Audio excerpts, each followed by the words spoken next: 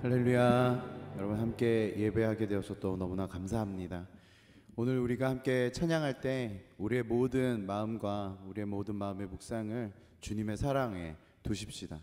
우리를 붙드시고 모든 두려움을 내어 쫓으시고 우리를 완전케 하고 우리를 온전케 하시는 그 놀라운 사랑을 바라보시고 그것을 묵상하시고 또 그것을 우리 그 사랑을 베푸신 하나님이 우리 삶에 얼마나 아름답고 놀라운 분이신지 우리가 고백하는 온전한 찬양의 시간이 되어지길 소망합니다. 할렐루야. 우리 옆 사람한테 좀 이렇게 마스크 끼고 있으니까 안심하고 이렇게 좀 선포하실까요? 주님의 사랑이 당신을 붙드십니다. 아멘. 나를 향한 주님의 사랑 그 누구도 바꿀 수 없네. 나의 영혼 언제나 주를 원해. 나를 향한 주님의 사랑 그 누구도 바꿀 수 없네. 나의 영혼 언제나 주를 원해. 주의 권세와 능력이 영원토록 언제나 들어주소서. 주의 권세와 능력이 영원토록 내 삶에 날 이끌어 주소서. 나를 향한 주님의 사랑 그 누구도 바꿀 수 없네.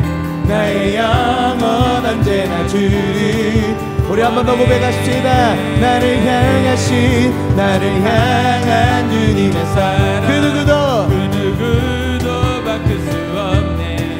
나의 영혼 언제나 주를 원해. 주의 권세와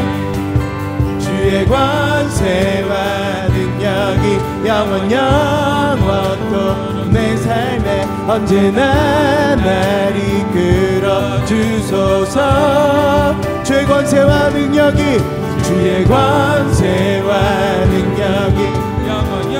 영원토록 내 삶에 언제나 날 이끌어 주소서. 나를 향한 주님의 사랑 그 누구도 바꿀 수 없네. 아멘. 우리가 주님을 원합니다. 언제나 주를 원해. 나를 향한 주님의 사랑 그 누구도 바꿀 수 없네. 나의 영혼 언제나 주를. 우리 한 번 더 주의 권세와 능력을 선포합시다.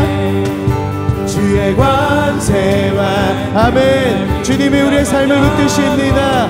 주님이 우리의 삶을 인도하십니다. 날 이끌어 주소서.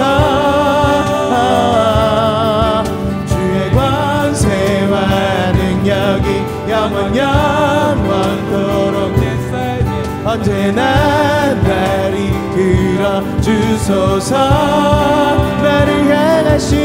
나를 향한 주님의 사랑 그 누구도 바꿀 수 없네. 나의 영혼 언제나 주를 원해. 나를 향한 주님의 사랑 그 누구도 바꿀 수 없네.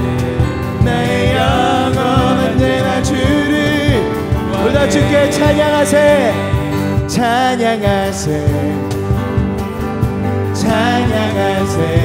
함께 소리 높여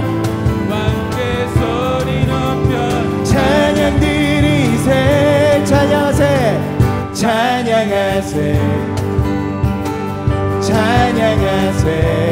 함께 소리 높여 찬양 드리세. 찬양받기에 합당하신 주님. 아멘. 우리에게 사랑을 베푸시는 주님을 찬양합니다.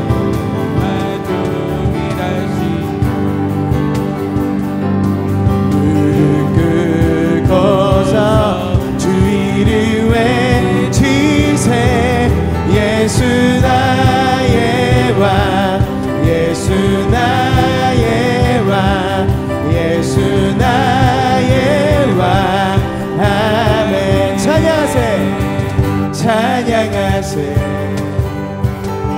찬양하세 찬양하세 함께 소리 높여 찬양 드리세 찬양하세 찬양하세 찬양하세 함께 소리 높여 찬양 드리세 찬양하기에 합당하신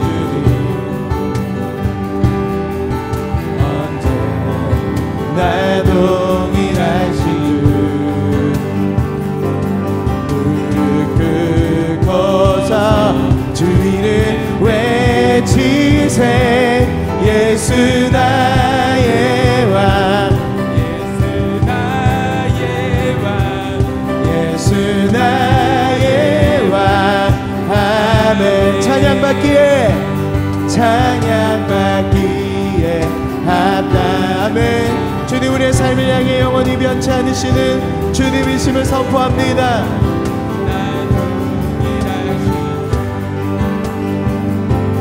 무릎 꿇고서 주 이름 외치세 예수 나의 왕 예수 나의 왕 예수 나의 왕 우리 한 번 더 선포합시다. 예수 나의 왕 예수 나의 왕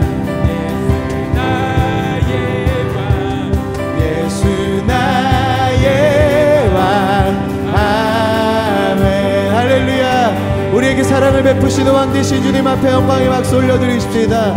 예 주님 예수님 우리의 사랑의 왕이십니다. 예수님 날마다 우리를 향해 베푸시는 놀라운 왕 되신 주님을 찬양합니다. 할렐루야 주님 찬양합니다. 예수 나의 왕 예수 나의 왕 예수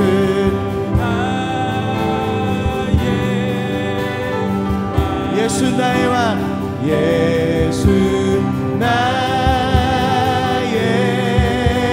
왕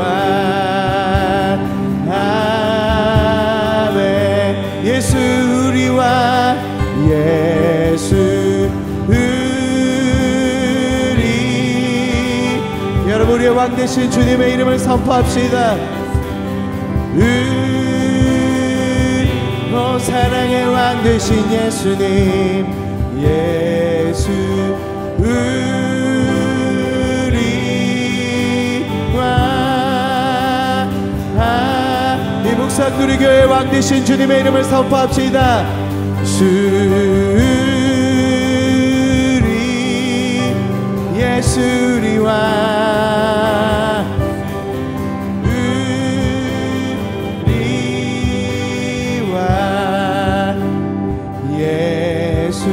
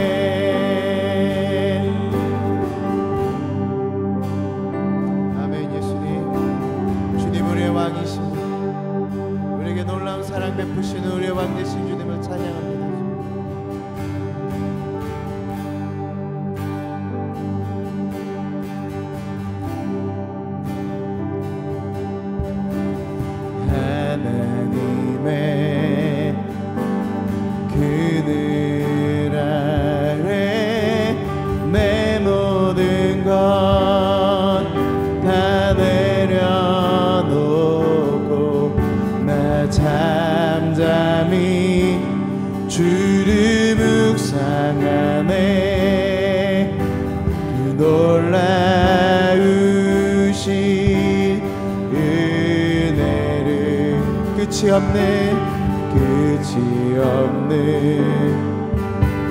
주의 사랑 강물 되어 흘러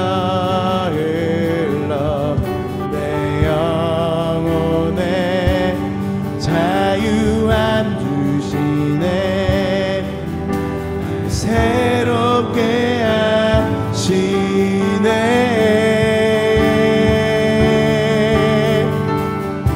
하나님 사랑, 하나님 사랑, 그 사랑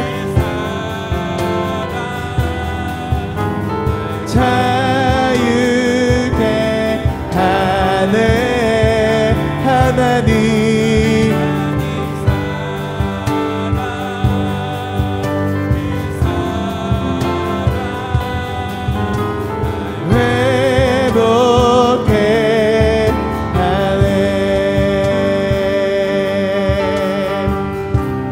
하나님의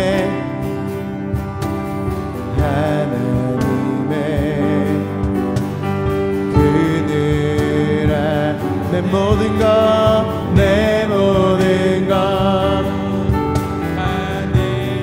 여러분 우리 주님의 사랑을 함께 묵상하십시다. 주를 묵상하네. 그 놀라우신 은혜를 끝이 없는 주의 사랑 강물 되어 흘러 내 영혼에 자유함 주시네. 날 새롭게 하시네.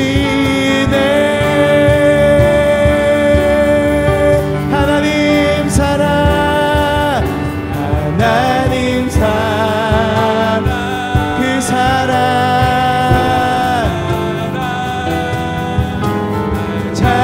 자유케 하네. 하나님 아멘. 주님 오직 그 사랑이 우리를 회복하심을 선포합니다. 우리 함께 하나님의 사랑을 선포합시다. 하나님 하나님 사랑, 그 사랑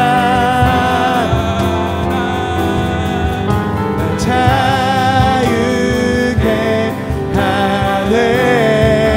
하나님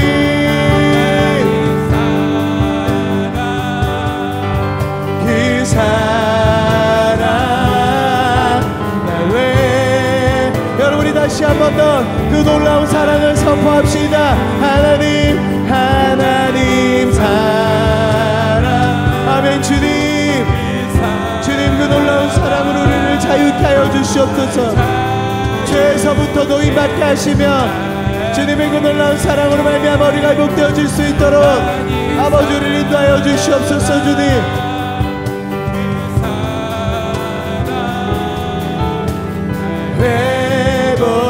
회복해 하네. 아름다우신 놀라우신 평안할 수 없는 사랑. 위대하신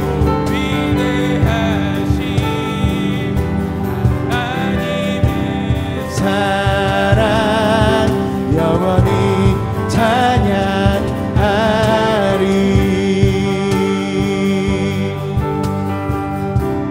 십자가 그 사랑 찬양하리.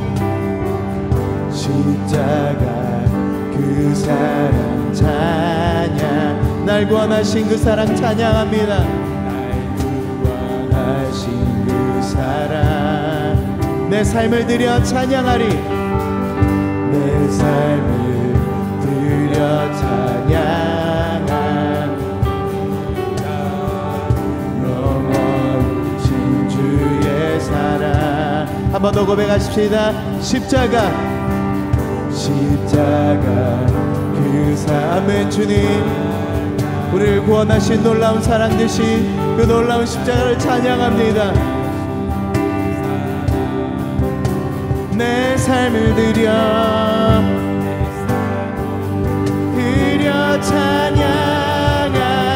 찬양하리라. 주의 사랑 영원히 찬양하리라. 영원히 찬양하리라.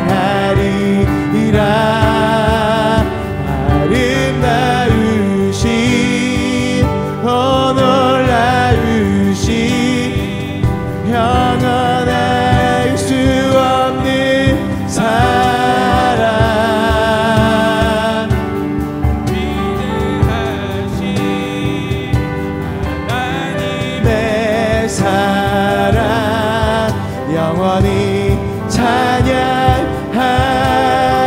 함께 선포합시다. 주와 같은 분 없네. 주와 같은 분은 없네. 이 세상 그도 주와 같은 분이 없으십니다. 주와 같은 분은 없네. 누구도 이길 수 없네. 주와 같은 분 없네. 주와 같은 분은 없네. 이 세상 그도 주와 같은 분 없네. 주와 같은 분은 없네. 누구도 비길 수 없네. 누구도 이길 수 없네. 아름다우신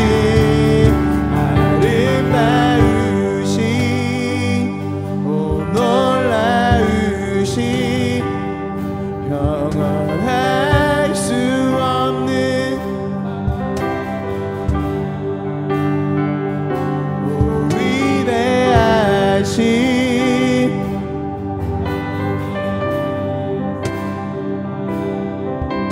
영원히 찬양하리. 아름다우신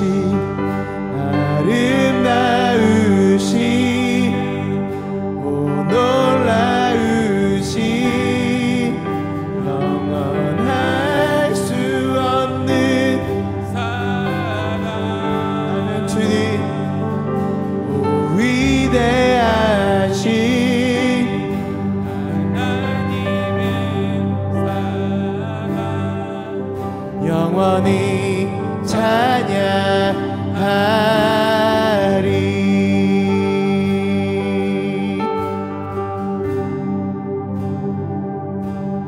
주의 아름다움은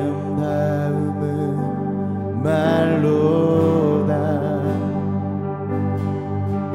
영원할 수 없고 주님의 그 놀라우심을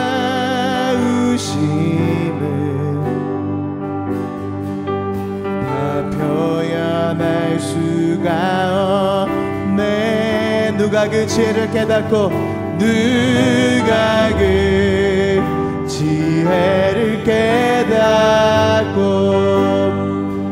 누가 깊은 사랑 증량할까. 보좌에 앉으신 주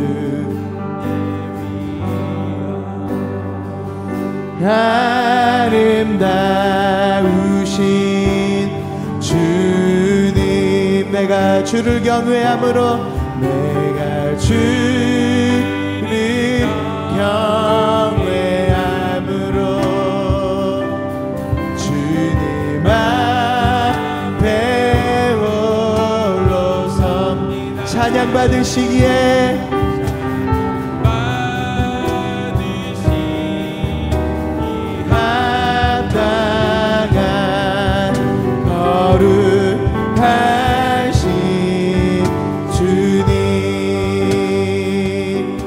다시 한 번 더 이 찬양 고백할 때 우리의 믿음의 눈으로 아름다우시고 놀라우신 그 주님의 성품과 그 주님의 영광을 바라보시면서 다시 한 번 더 온 마음으로 함께 고백하십시다. 주의 아름다움은 말로다 형언할 수 없습니다. 없고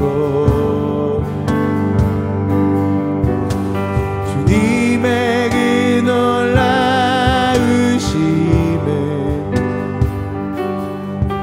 다 표현할 수가 없네. 누가 그 지혜를 깨닫고 누가 깊은 사랑 증량할까. 사랑 증량할까.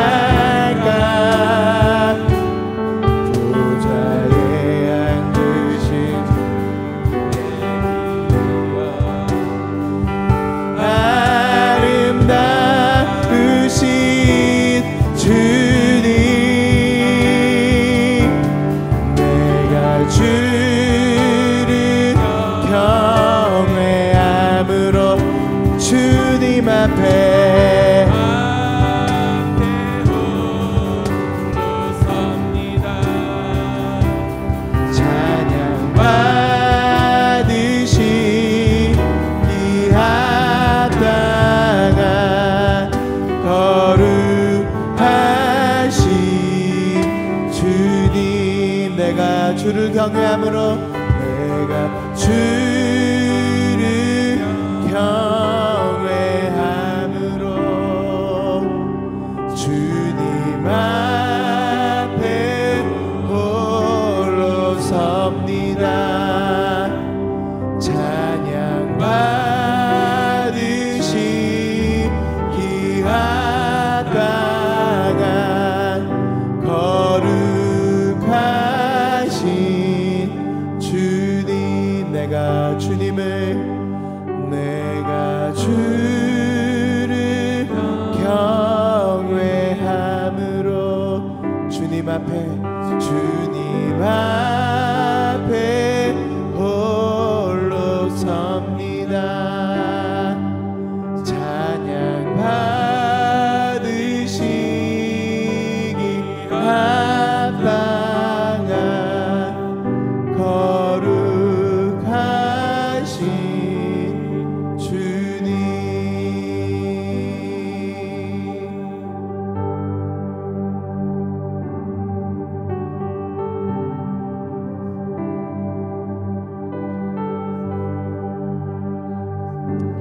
여러분, 주님께서 모세에게 말씀하시기로 내가 주님의 지성소에서 너를 만나고 거기서 해야 될 모든 것들을 말씀하시겠다라고 약속하셨습니다.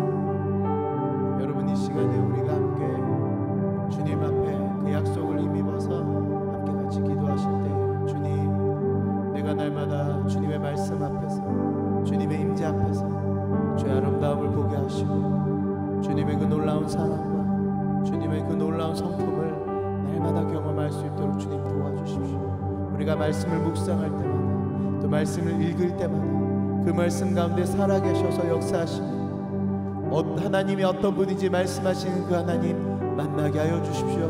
그래서 우리의 모든 삶의 주님의 성품을 맛보아할 수 있도록 아버지를 인도하여 주시옵소서. 우리 마지막으로 함께 같이 기도하며 나가도록 하십시다.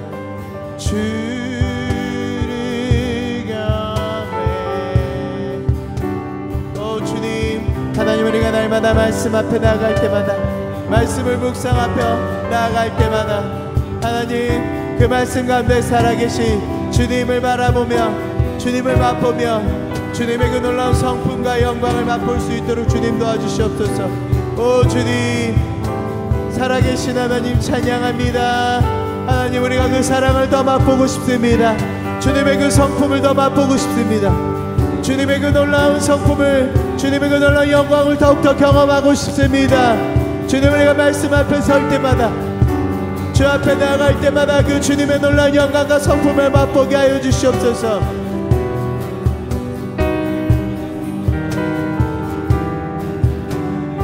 오 주님, 주님의 놀라운 성품과 영광을 더욱더 맛보는 자로 아버지를 인도하여 주시기 간절히 원합니다. 주님, 우리가 주님의 살아계신 주님을 만나기를 원합니다. 그 놀라운 사랑을 더 맛보기를 원합니다. 주님, 우리를 자유케 하시는 놀라운 사랑을 더 맛보기를 원합니다. 주님,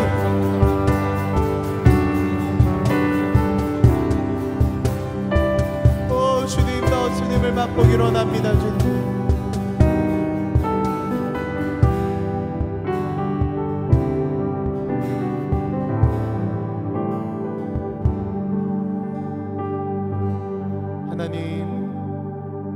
우리가 주님 앞에 고백한 대로 주님의 사랑은 놀랍고 아름다우시며 그 어떤 것과도 바꿀 수 없고 비교할 수도 없으며 그 어떤 가치보다도 우리의 삶의 가장 중요한 가치가 되는 것을 믿음으로 선포합니다.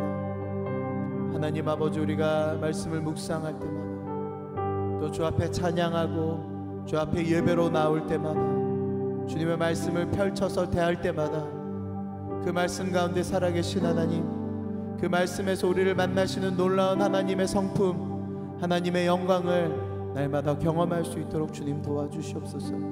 그래서 주님, 우리의 평생에 주님이 어떤 분인지 날마다 더 깊이 이해하게 하시고, 날마다 더 깊이 만나게 하시고, 날마다 더 깊이 경험하게 도와주시옵소서.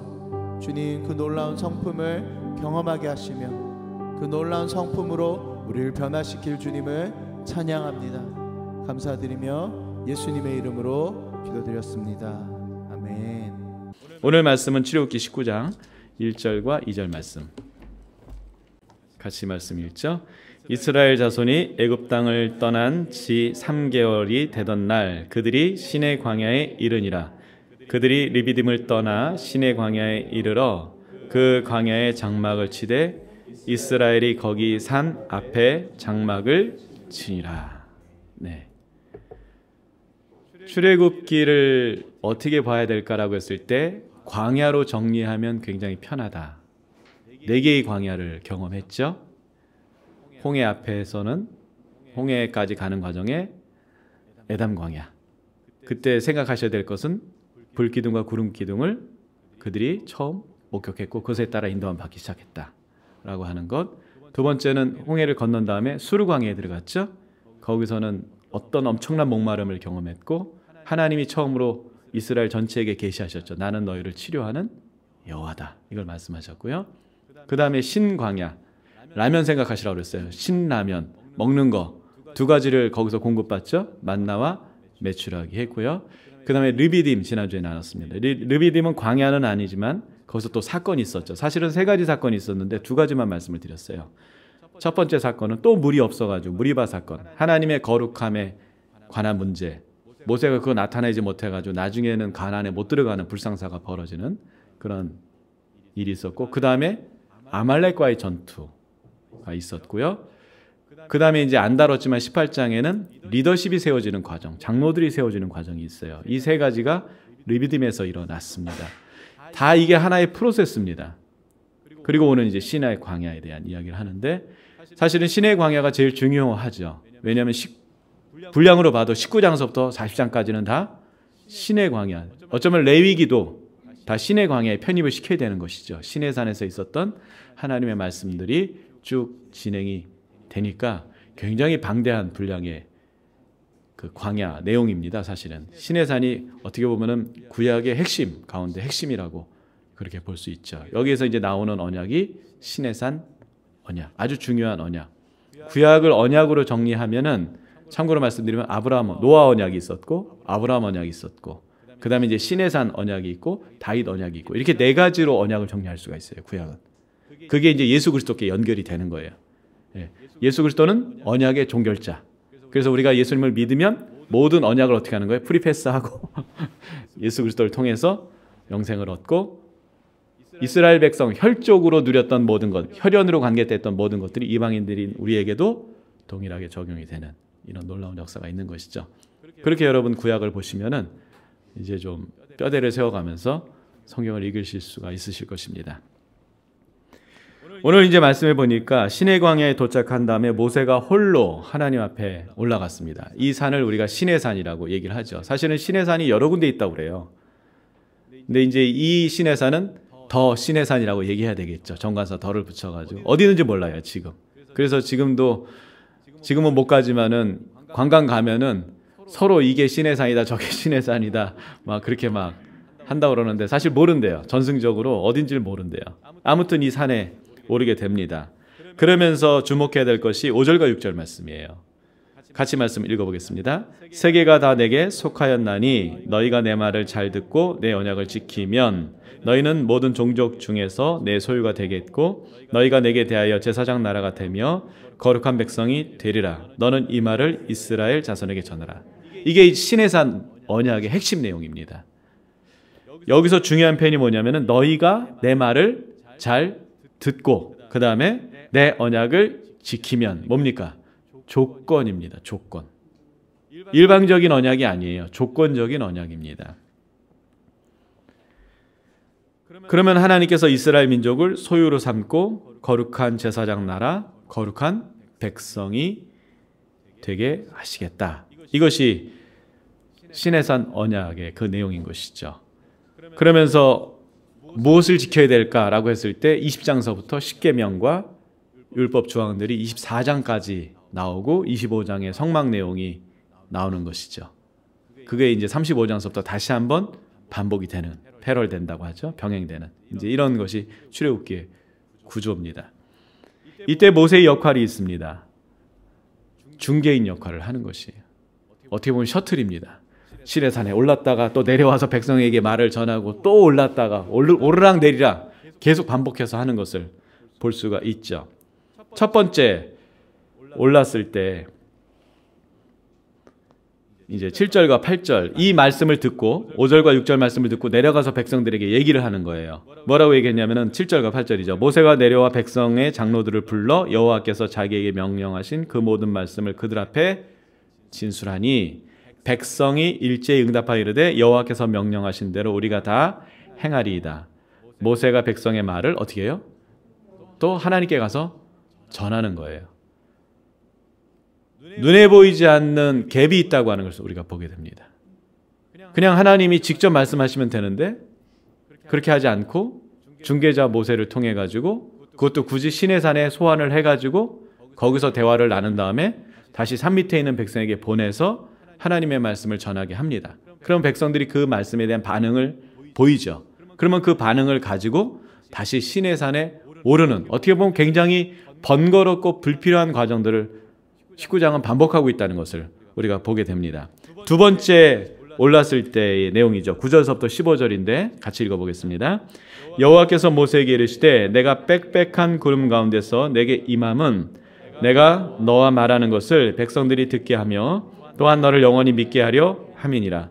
모세가 백성의 말을 여호와께 아뢰었으므로 여호와께서 모세에게 이르시되 너는 백성에게로 가서 오늘과 내일 그들을 성결하게 하며 그들에게 옷을 빨게 하고 준비하게 하여 셋째 날을 기다리게 하라. 이는 셋째 날에 나 여호와가 온 백성의 목전에서 시내산에 강림할 것이니 너는 백성을 위하여 주의를 경계하고 이르기를 너희는 삼가 산에 오르거나 그 경계를 침범하지 말지니 산을 침범하는 자는 반드시 죽임을 당할 것이라. 그런 자에게는 손을 대지 말고 돌로 쳐 죽이거나 화살로 쏘아 죽여야 하리니 짐승이나 사람을 막론하고 살아남지 못하리라 하고 나팔을 길게 불거든 산 앞에 이를 것이니라 하라.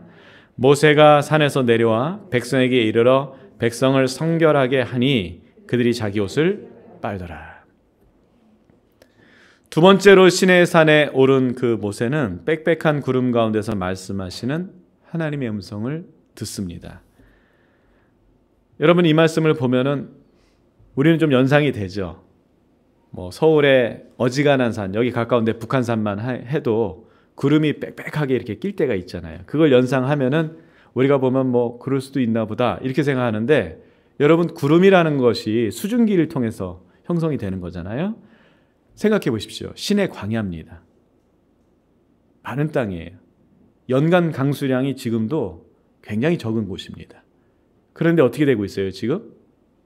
대낮에 구름이 빽빽하게 거기에 몰려들어서 꼈다는 거예요. 굉장히 신비로웠을 거예요. 있을 수 없는 일이 벌어지고 있어요. 이해할 수 없는 자연현상이 벌어지고 있어요. 백성들은 아는 것이죠. 아, 하나님이 또 역사하고 계시는구나. 저곳에 하나님이 임재하셨구나. 백성들은 그렇게 느꼈을 것입니다.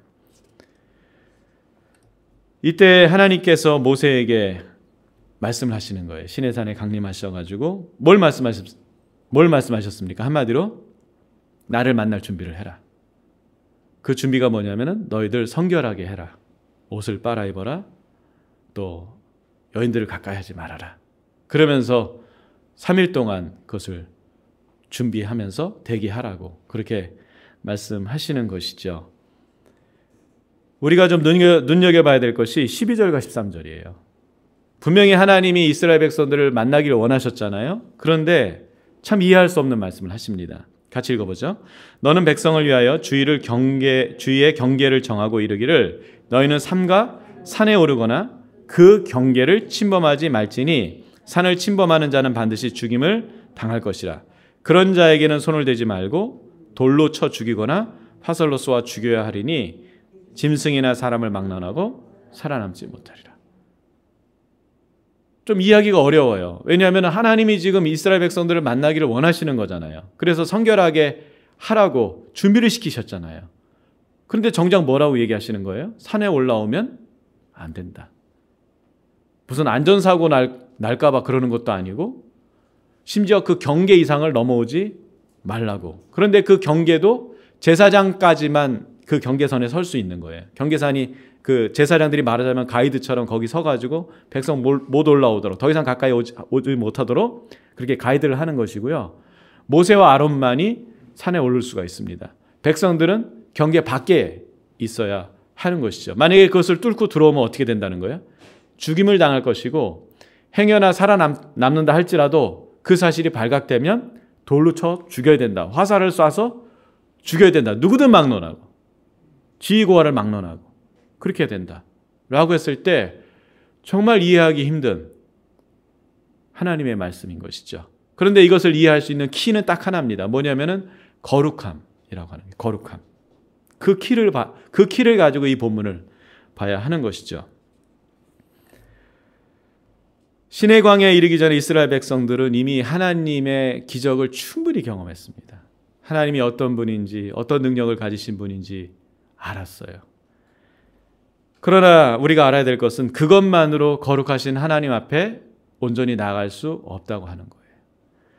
제가 출애굽기 15장 말씀을 지난 주간에 묵상하면서 특히 토요일 날 공교롭게도 이 말씀을 묵상하게 됐는데 참 놀라운 말씀을 묵상했습니다. 13절이었어요. 13절 말씀이었는데 그 맥락을 이해하기 위해서 11절서부터 13절까지 말씀을 좀 여러분께 읽어드리면, 여호와의 신 중에 주와 같은 자가 누구니까? 주와 같이 거룩함으로 영광스러우며 찬송할 만한 위엄이 있으며 기이한 일을 행하는 자가 누구니까?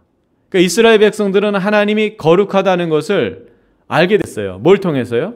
하나님이 행하시는 기적들을 보면서 야, 하나님이 전능하다, 하나님 정말 놀랍다, 이 정도가 아니라 그 하나님이 거룩한 하나님이라는 것을 알게 됐어요. 그걸 노래합니다, 이거를. 그러면서 뭐라고 얘기하냐면은 주께서 오른손을 드신즉 땅이 그들을 삼켰나이다. 홍해를 건넌 다음에 그 홍해의 길을 따라왔던 애굽 군대들이, 바로의 군대들이 거기서 수장을 당하잖아요. 그것을 보면서 이제 승리의 찬양을 막 하는 거예요. 하나님께 영광의 찬양을 막 하는 거예요. 그러면서 13절에 뭐라고 얘기하냐면은 주의 인자하심으로 주께서 구속하신 백성들을 인도하시되 주의 힘으로 그들을 주의 거룩한 처소에 들어가게 하시나이다. 이 얘기를 하는 거예요. 제가 이 말씀을 묵상하는데 그 전날에는 이거 수도 없이 읽어봤어요. 그런데 하나도 와닿지가 않는데 어제 이 말씀을 묵상하는데 문득 무슨 생각이 들었냐면은, 그렇다면 주의 처소가 과연 어디 있느냐? 지금 뭐라고 얘기해요? 그들을 주의 거룩한 처소에 들어가게 하신다고 그렇게 얘기를 하거든요. 그러면 그 거룩한 처소가 어디 있냐 이거예요. 이게 우리가 알고 있는 성막이나 지금 성전을 얘기하는 거냐? 그게 아니거든요. 지금 이 출애굽기 맥락에서 과연 거룩한 처소가 어딜까라고 했을 때 19장을 생각하게 되는 것이죠. 시내산에 왔습니다. 그런데 그들이 집단적으로 하나님의 임재를 맞이할 준비를 합니다. 무슨 얘기예요? 시내 광야 자체가 원래는 거룩한 곳이 아니에요. 거룩한 처소가 될 수 없어요. 그런데 하나님이 말씀하신 대로 정결함을 준비하니까 하나님이 임재하시게 되고 그 임재를 경험함으로써 그곳이 결국 어떤 곳이 되는 것입니까? 거룩한 처소가 되는 것이에요. 사람들이 하나님의 말씀대로 무엇인가를 지었다고, 건물을 지었다고, 성막을 지었다고 거룩한 처소가 되는 것이 아니라 하나님이 말씀하신 대로 그들이 정결하게 됐을 때 그들이 선 곳이 뭐가 되는 것이에요? 거룩한 처소가 되는 거예요. 거룩한 처소의 핵심이 뭡니까? 하나님이 임재하시는 것, 하나님이 나타나시는 것. 이스라엘 백성들이 두 번째로 시내산에 올랐던 모세가 내려와서 전한 말을 들었죠. 하나님 만날 준비하라는 그 말씀을 들은 거예요. 직감했을 거예요. 아, 우리가 서 있는 곳이 거룩한 처소가 되는 것이구나. 이곳에서 준비를 해야 되는 것이구나. 그러면서 준비를 합니다. 우리가 거룩한 처소라고 할 때 알아야 될 것이 있어요. 여러분, 교회를 나오면 여기가 거룩한 처소냐? 그럴 수도 있지만 그렇지 않을 수도 있어요. 여러분, 거룩한 처소, 결국 하나님을 만나는 장소인데 여러분에게 질문하고 싶어요. 사실 이것은 가시라고 하는 책을 쓴 토저 목사, A.W. 토저 목사님이 그 서문에다 그런 말을 썼어요. 60년대에 쓴 책인데 뭐라고 썼냐면, 오늘날 기독교인들은 그 마음에 하나님을 만날 만한 거룩한 처소를 갖고 있는 것 같지 않다. 그래서 사람들이 하나님을 찾고 하나님을 만나기 위해서 예배당을 나오고 또 특별한 어떤 장소를 생각해서 그곳에 가지만 하나님을 만나지 못한다는 거예요. 왜 그럴까 하면은 그 마음에 지성소가 없기 때문에, 거룩한 처소가 없기 때문에 어디를 가도 결국은 하나님을 만나지 못할 것이다 라고 하는 그런 취지로 글을 쓴 것을 제가 본 적이 있어요. 굉장히 공감이 됩니다. 여러분 마음 안에 거룩한 처소가 있습니까? 어디 간다고 해서 하나님을 만난다고 생각하시잖아요. 어떤 열광적인 예배를 드리면, 또 어떤 영적인 분위기가 있는 곳에 가면 하나님의 임재를 경험하고 하나님을 만난다고 생각하지 않습니까? 그러나 결과가 무엇입니까? 그 장소에 있을 때, 그 시간에 있을 때는 뭔가 하나님을 경험한 것 같고 하나님에 대해서 아는 것 같지만 그 자리를 떠나서 여러분 일상으로 돌아왔을 때 하나님은 온데간데 없이 사라지는 듯한 그런 느낌을 여러분 받지 않습니까? 하나님이 우리와 임마누엘 하시는 하나님이라고 분명히 말씀하셨음에도 불구하고 여러분 삶 속에서 종종 하나님의 부재를 경험하고 계시지는 않습니까? 왜 그럴까요? 거룩한 처소가 사실은 우리 마음 가운데 세워져야 하는데, 신약 시대에 우리 마음 가운데 성령이 계시기 때문에 세워져야 하는데 그렇지 못한 것입니다. 하나님께서 이스라엘 백성들에게 성결함에 대한 이야기를 처음으로 꺼내 드세요. 그리고 그것을 준비시키셨어요. 행사입니다. 행사. 제가 봐서는 큰 행사한 거예요. 광야입니다. 물이 없어요. 그런데 그 당시에 가장 기본적인 성결이 뭐냐면, 제사장들도 마찬가지지만 훗날에 기본적 성결이 뭐냐면은 몸을 씻는 거예요. 상징적으로. 그 다음에 옷을 빨아 입는 거예요. 여러분 한번 생각해 보세요. 그 많은 인원이 3일 동안에, 뭐 지금처럼 코인 뭐 세탁방이 있는 것도 아니고 어디 가서 옷을 빨을 것이며 몸을 씻을 것이며 아마 난리법석이 났을 거예요. 막 큰 행사입니다. 막 먼지 피워가면서 막 뭐 난리도 아니었을 거예요. 그렇지만 그렇게라도 행사를 하는 거예요. 그런데 여러분 이 말씀을 보십시다. 17절로 24절 말씀 같이 한번 읽어보죠. 모세가 하나님을 맞으려고 백성을 거느리고 진에서 나오매, 이제 어쨌거나 준비 행사를 다 했어요. 나오매 그들이 산 기슭에 서 있는데 시내산의 연기가 자욱하니 여호와께서 불 가운데서 거기 강림하심이라. 그 연기가 옹기 가마 연기같이 떠오르고 온 산이 크게 진동하며 나팔 소리가 점점 커질 때 모세가 말한즉 하나님이 음성으로 대답하시더라.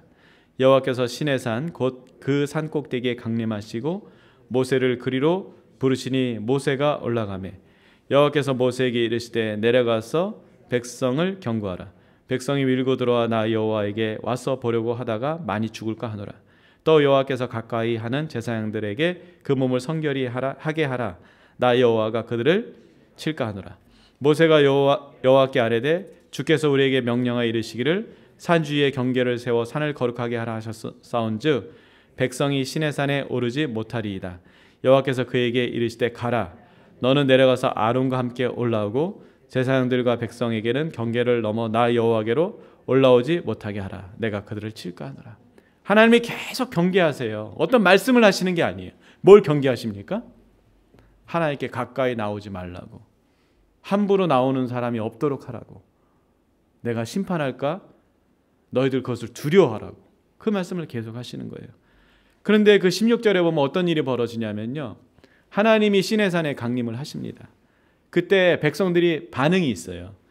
셋째 날 아침에 우레와 번개와 빽빽한 구름이 산 위에 있고 나팔 소리가 매우 크게 들리니 진중에 있는 모든 백성이 어떻게 했다는 거예요? 다 떨더라. 그런데 안 떠는 사람이 있죠. 누가 안 떨었을까요? 모세. 모세는 안 떨었어요. 정작 하나님을 만나기를 원했고 하나님부터 친히 음성 듣기를 아마 이스라엘 백성들이 다 원했을 거예요. 그런데 가까이 갈 수가 없는 것이죠.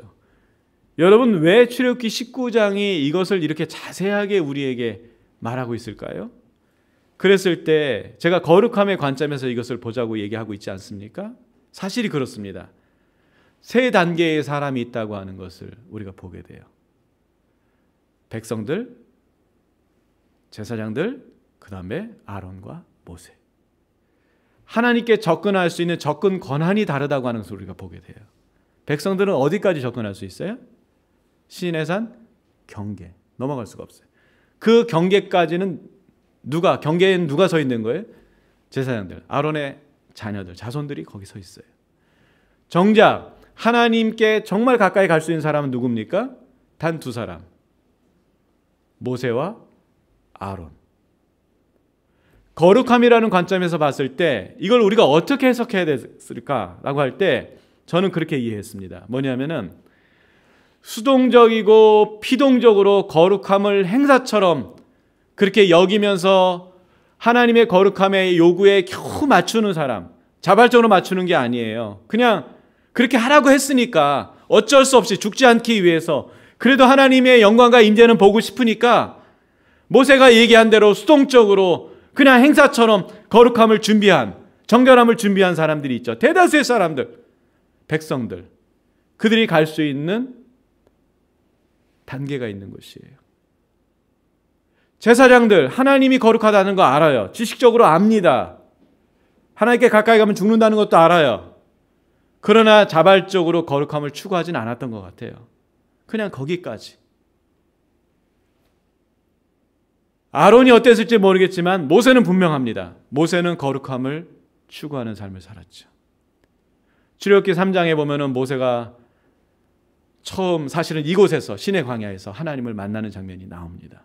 가시덤불 가운데 하나님의 불이 임하고 꺼지지 않는 그 불을 보고 모세가 하나님이 임하셨다는 것을 알았죠. 가까이 갔어요. 그때 하나님께서 모세에게 하신 말씀이 뭡니까? 모세야 모세야 내가 선 땅은 거룩한 곳이니 내 발에 신을 벗어라. 신발을 벗는다는 의미 여러분에게 이미 설명해 드렸어요. 자신의 모든 것을 하나님께 위탁한다는 것도 있지만 또 하나는 죽은 사람이 신발을 벗는 것입니다. 그랬을 때 더 이상 세상의 신을 신지 않는 것이죠. 세상이 추구하는 욕망이나 쾌락이나 어떤 명예나 권세나 소유나 이런 것들을 내려놓고 모세가 하나님의 뜻대로 살기를 결정한 것이죠. 이후에 모세가 그러면은 신을 신지 않았을까? 신었을 거예요. 발을 보호하기 위해서 육신의 신을 신었을 거예요. 그러나 영적으로 하나님 말씀하신 버리라고 하는 그 신을 두 번 다시 모세는 신지 않았을 거예요. 그러니까 어떤 일이 벌어집니까? 하나님이 모세를 계속 소환하고 중요한 일을 모세에게 말씀하시고 모세를 마치 친구처럼 여기며 모세와 대면하며 모세에게 얘기하는 그 하나님의 모습을 우리가 보게 되는 것입니다. 하나님이 우리에게 요구하시는 것, 정결함, 거룩함. 여러분 이것에 대해서 어떻게 생각하십니까? 제가 예수님을 믿고 꽤 오랜 시간 지났지만은 하나님이 왜 거룩함을 요구하시는지 이해할 수가 없었어요. 그리고 그 거룩함이 너무나 불편했어요. 따라 할 수도 없을 뿐만 아니라 하나님 말씀하시는 그 거룩함은 나와는 맞지 않는다. 제가 신학 공부할 때 자유주의 신학에 굉장히 심취했었어요. 제가 신약학을 전공했다고 그랬잖아요. 그랬을 때 산상수훈을 읽을 때 저에게 빛을 비춰준 사람이 있었어요. 누구였냐면은 슈바이처. 여러분 슈바이처가 그냥 의사로서만 알고 있죠? 아니에요. 슈바이처는 자유주의 신학의 대부입니다. 대부. 그가 내린 결론, 역사적 예수는 없다는 거였어요. 그 후예들이 독일 신학을 장악을 했어요. 그리고 그가 왜 의사가 됐고 아프리카 가서 봉사를 했느냐? 역사적 예수를 찾을 수 없다. 그러나 예수의 윤리라고 전해지는 그 윤리는 너무나 완벽한 윤리다. 자신을 내어주는 그 윤리. 그러니까 그는 하나의 종교 철학으로 접근을 하고 종교 윤리로 접근을 한 거예요. 그래서 그것을 실천하기 위해서 어떻게 된 거예요? 아프리카 가서 정말 그런 삶을 산 사람이에요. 윤리적으로 볼 때 너무 훌륭한 사람이죠. 그러나 그에게 우리가 알고 있는 예수님이 있었을까? 없었어요. 그 알버트 슈바이처가 산상수훈을 강해했습니다. 그랬을 때 뭐라고 강해했는지 아세요? 거기에 나오는 내용 가운데 우리를 너무나 불편하게 하는 내용들이 있죠. 그 중에 하나가 뭡니까? 마음으로 간음한 것이 곧 간음한 것이다. 누구를 미워하는 것은 살인한 것이다. 마음으로 탐욕을 품은 것도 실제로 뭐예요? 도둑질한 것과 같다. 이런 내용들. 구약에서는 행위적인 것들, 정말 그런 행위를 해야 죄였는데 예수의 윤리가, 예수님의 윤리의 특징이 뭡니까? 마음으로 한 그 동기 자체를 문제 삼는 거 아니에요? 그러면서 윤리적 차원을 엄청나게 높여놓은 거 아니에요? 그게 거룩이라고, 그게 의라고 그렇게 얘기하는 거 아니에요? 얼마나 불편합니까? 하루에도 수십 번씩 음란한 생각들을 할 수밖에 없는 문화에 우리가 살고 있잖아요. 남이 갖고 싶은 거 여러분 갖고 싶지 않습니까? 근데 그게 뭐예요? 탐심이 뭐래요? 그게 죄고, 심지어 사도 바울은 그것이 우상숭배라고 그렇게 얘기하지 않아요? 얼마나 불편합니까 이게? 우리를 얼마나 옥죄요? 행위만 안 해도 우리가 괜찮을 것 같은데 그걸 문제 삼는 게 아니라 그 내면의 동기 자체를 문제 삼으면서 그걸 회개해야 된다고 그러고 그걸 버려야 된다고 하니 그 거룩함이라는 것이 얼마나 우리에게 올무가 되고 무거운 짐이 됩니까? 얼마나 불편합니까? 그런데 알버트 슈바이처가 한 얘기가 뭔지 아세요? 이것은 천국의 윤리다. 무슨 얘기죠? 천국 가서 통용되는 윤리고 이 땅에서는 실현 불가능한 윤리라고 도장을 꽝 찍어준 거예요. 얼마나 자유함이 생기는지. 아 맞아, 이거는 내가 여기서 고민하다 될 문제가 아니야. 이거는 천국 가면 해결될 건데 뭐 한다고 내가 갑을 해가지고 이렇게 고통을 당하고 내가 여기에 번민을 하고 힘들게 사나. 얼마나 편안해지는지. 근데 여러분 그것이 과연 천국 윤리입니까? 아니죠. 오늘 저와 여러분이 십자가에 못 박힌다고 할 때 그 기준이 무엇입니까? 왜 못 박혀야 됩니까? 행위적인 것 때문에 못 박히는 것이 아니에요. 예수님 말씀하시는 그 기준들, 도덕적이고 윤리적인 기준들, 그것을 넘어서기 위해서 나의 죄성이 죽지 않으면 도저히 되지가 않기 때문에 날마다 우리가 구도자로서 살아가는 것인데, 근데 여러분 그것이 불편한 것이 아니라 그 단계를 뛰어넘어야 하는 것이죠. 제가 묵상하면서 알게 된 거예요. 아, 거룩함이라는 것이 나를 옥죄는 것이 아니라 거룩함이라고 하는 것이 나를 하나님께로 가까이 가게 하는 수단이고 방법이고 통로구나. 이게 없으면 하나님께 가까이 갈 수가 없겠구나. 이게 없으면 하나님과의 친밀감이 생기지 않겠구나 라고 하는 것을 경험하게 됐어요. 여러분 왜 거룩해야 됩니까? 제가 정의해 드릴게요. 거룩하지 않으면 하나님과의 친밀감을 누릴 수 없다. 착각하지 마세요. 우리 착각하지 맙시다. 여러분 예를 들어서 어떤 연예인을 알고 있어요. 그분의 팬이에요. 엄청난 팬이에요. 그렇다고 해서 친밀감이 있습니까? 그게 인격적 관계입니까? 전혀 다른 얘기예요. 내가 그 사람의 포스터를 걸어놓고 24시간 그 사람을 생각하고 그 사람의 노래를 듣고 그 사람의 행사 스케줄을 다 알고 그 사람이 하는 모든 것들을 다 사고 모아놓고 엄청나게 애정을 가지고 있어요. 그렇다고 해서 그 사람과 여러분 인격적 관계를 맺었다고 얘기할 수 있을까요? 그 사람과 과연 친밀하다고 얘기할 수 있을까요? 아니죠. 아니에요. 결코 아니에요. 하나님과의 친밀감을 누렸던 단 한 사람 누굽니까? 모세. 자유롭게 하나님 앞에 나갈 수 있었어요. 하나님의 성을 듣고 하나님 원하시는 일들을 행하고 그 뜻을 전하고 하면서 세상을 변화시키는 유일한 단 한 사람, 세상을 움직였던 단 한 사람, 모세였다고 하는 것을 우리가 보게 되는 것입니다. 우리가 점검해야 될 거예요. 여러분 주일날 교회 오는 게 행사라면은 참 불행한 일입니다. 불편하실 거예요. 너무나 불편한. 특히 재밌는 설교하고 뭔가 이렇게 처세술을 가르쳐드리고 어떤 경영이든 뭐든 이런 거 정보 제가 취합해서 여러분에게 설명한다면 그래도 좀 견딜만 한데, 거룩함을 얘기하는 순간서부터 저도 불편하고 여러분도 불편하고 서로 불편한 이 상황.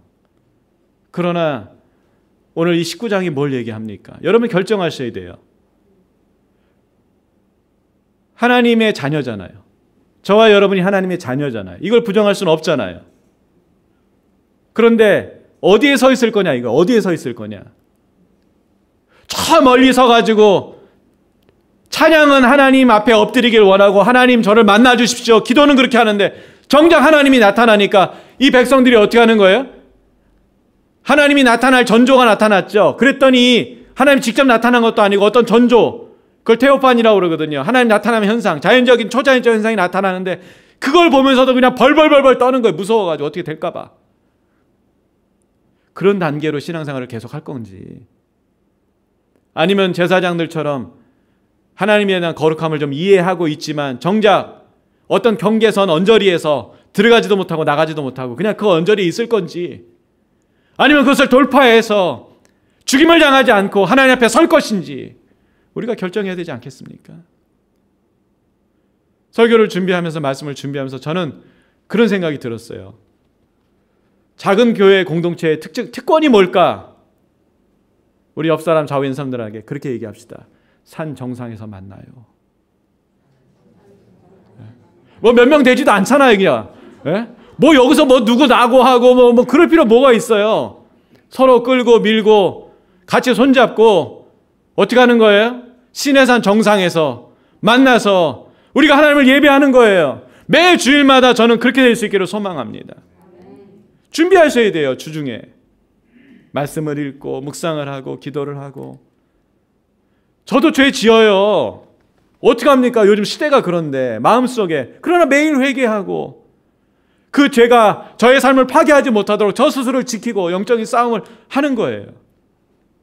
여러분, 죄에 너무 노출되려고 그러지 마세요. 스스로 가리고 경계하고 옷을 빠는 심정으로, 목욕을 하는 심정으로 매일매일 준비를 하는 거예요. 물론 하나님의 전적인 은혜가 필요합니다. 그러나 우리가 기억해야 될 것은 하나님을 구하는 자에게 하나님이 은혜를 주시는 것이지 가만히 있는데 은혜를 주는 건 아니란 말이죠. 은혜는 똑같아요. 제가 받는 은혜나 여러분이 받는 은혜 다 똑같아요. 그러나 감도는 달라요. 어떤 분은 큰 은혜를 느낄 수 있고 똑같은 은혜지만 작은 은혜 아니면 못 느낄 수도 있어요. 그 기준이 뭐라고요? 거룩함에 있다. 저는 소망합니다. 우리 공동체 모두가 다 자발적으로 거룩함을 추구할 수 있기를 소망합니다. 그래야 우리가 산 정상에서 만나는 것이죠. 이 시간에 기도할 때 그렇게 기도했으면 좋겠어요. 하나님, 제가 주님의 산에 서기 원합니다. 거룩한 처소 그 가운데 제가 서기를 원합니다. 누구 때문이 아니에요. 다 자격이 있어요. 저와 여러분은. 왜? 예수님이 십자가에 못 박혀 죽으셨잖아요. 성령이 와 계시잖아요. 다 자격이 있는 사람들이에요. 우리는 권리가 있는 사람들이에요. 그러나 결단의 문제. 언제까지 저 멀리서 하나님을 잠깐 보는 것으로 만족하면서 그렇게 살 것인가? 불행한 삶이에요. 하나님의 음성 듣지 못하고 누군가를 의존해서 살 수밖에 없는. 그게 영적 장애 아닙니까? 그게 영적 중풍병자 아니에요, 사실은? 주님이 일어나라고 말씀하시잖아요. 내게 나오라고 말씀하시잖아요. 심지어 나와 함께 가자고 말씀하시잖아요. 언제까지 언저리에서 서성이면서 그렇게 신앙생활 하시겠습니까? 적당히 그냥 거룩함을 이해하고 실천하고 그냥 적당히 인공위성처럼 평행선 신앙생활 언제까지 그렇게 하시겠어요? 아니죠.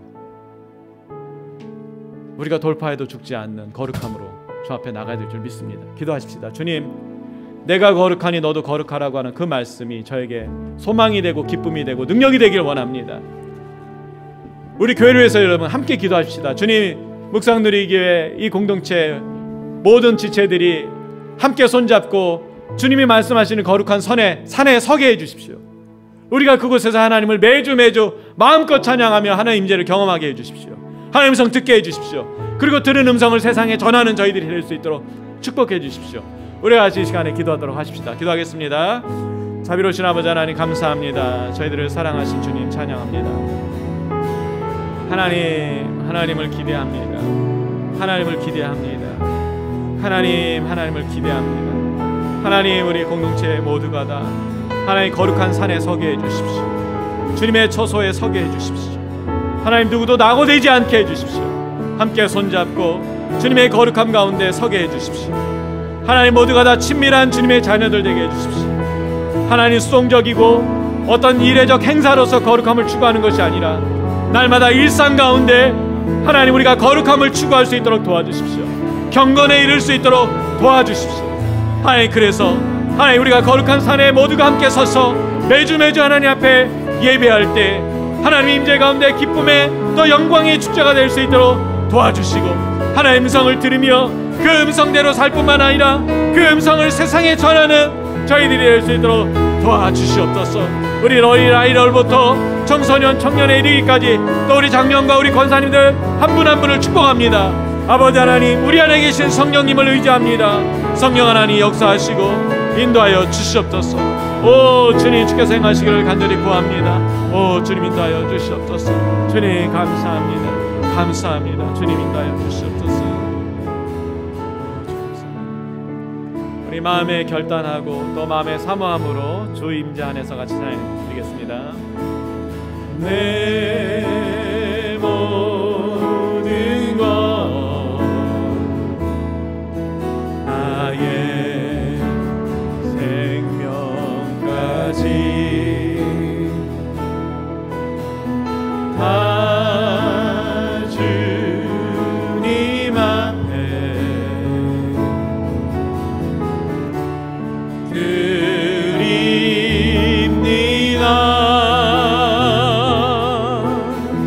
주 임재 안에서 이제 내 영혼 자유에 내가 주의 거룩한 이름을 높이며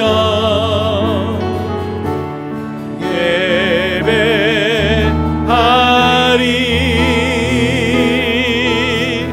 어린 양 찬양하리. 내 평생 그 하나로 충분해요. 어린 양 찬양하리. 내가 주의 임재 안에서 어린 양 찬양하리. 어린 양 찬양하리. 내 평생 그 하나로 충분해요. 어린 양 찬양하리. 내가 주의 임재 안에서 내가 주의 임재 안에서 내가 주의 임재 안에서 이 시간에 한 1분 정도 여러분과 함께 하나님의 얼굴을 좀 구하는 시간 가졌으면 좋겠습니다. 다른 거 아니에요. 하나님, 하나님의 영광을 제게 나타내 주시옵소서. 우리가 본다고 해서 보여지는 것이 아닌 것이죠. 하나님이 보여주셔야 볼 수 있는 것이에요. 하나님의 영광을 보는 것이 왜 중요하냐? 여러분, 하나님의 영광을 보지 못하면 세상에 눈에 보이는 영광을 추구하고 따라갈 수밖에 없는 게 우리의 본성이에요. 제가 뭐 아무리 경건을 연습해도요, 하나님의 영광 보지 못하면 어떡합니까? 눈에 보이는 세상 영광을 보게 되고 보이는 것을 따라가는 것이 우리의 본성 아닙니까? 이 시간에 기도하실 때 주님, 주의 영광을 내게 나타내시옵소서. 주의 영광을 보여주시옵소서. 여러분, 혹시 아직도 죄를 즐기고 계십니까? 그렇다면 영광을 보여달라고 하기 전에 그 죄를 청산하게 해달라고 먼저 기도하시기 바랍니다. 마음으로 기도하시면 되겠습니다. 이 시간에 1분 정도 우리가 침묵 가운데 하나님의 얼굴을 구하는 시간, 하나님의 영광을 구하는 시간 갖도록 하겠습니다.